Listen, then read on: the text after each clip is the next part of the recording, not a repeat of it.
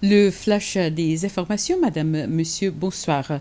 Dans l'actualité d'aujourd'hui, suite à une vidéo montrant quelques jeunes enfants qui dansaient de manière indécente et qui avaient des comportements inappropriés, le Conseil national pour les enfants, le NCC, dit qu'il condamne de tels comportements et demande fermement aux parents, tuteurs et adultes en général, de ne pas tolérer un tel comportement.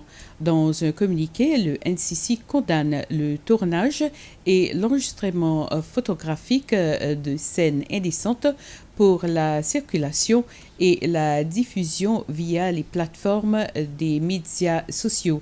La chef de la direction de NCC, Yasmine Oumadji, a déclaré que le Conseil est très préoccupé par le fait que des membres de la famille ou des amis ont permis qu'un tel acte soit filmé et largement diffusé. Cela, elle dit, démontre leur irresponsabilité et leur manque de compréhension de la nécessité de sauvegarder et de protéger les enfants des Seychelles et qu'ils doivent être réprimandés et humiliés afin d'éviter que cela ne se reproduise. STC ferme ses pointes de vente sur Mahé, Pralin et la Digue dans le cadre de ses nouveaux plans stratégiques visant à revoir ses coûts globaux.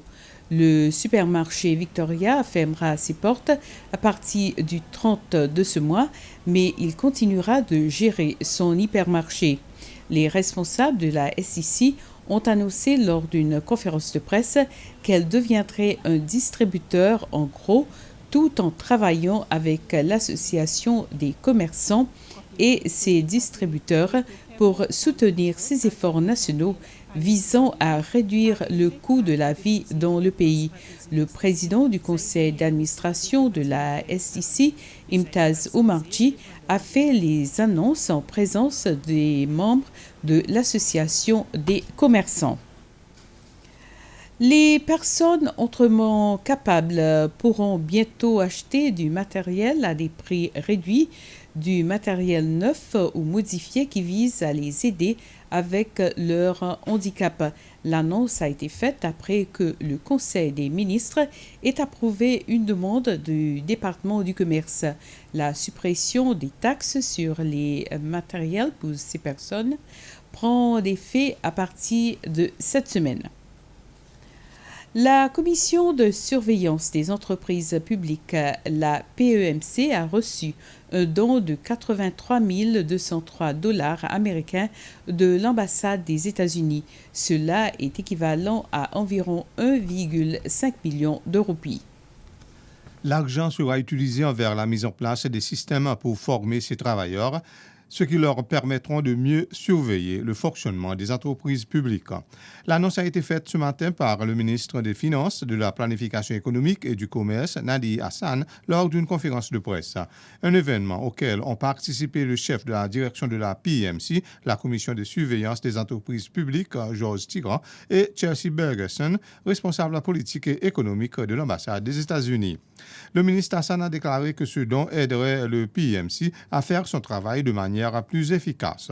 Pour sa part, le chef de la direction de la PEMC, Georges Tigran, a déclaré qu'après la mise en place de certains systèmes et la formation des travailleurs, la commission s'attend à recevoir des informations qui sont davantage rapides et également à rédiger ces rapports plus rapidement. Le don provient du projet de fonds d'innovation pour la transparence fiscale du département d'État américain. Et la responsable politique et économique de l'ambassade des États-Unis, Chelsea Bergerson, a rappelé que c'est la deuxième fois que les Seychelles bénéficient d'un tel fonds qui aide le pays à mieux superviser les questions de la responsabilité et de bonne gouvernance. Et l'autorité de sécurité maritime des Seychelles, la SMSA, appelle tous les propriétaires et opérateurs de bateaux commerciaux à s'inscrire pour obtenir les licences et certificats applicables.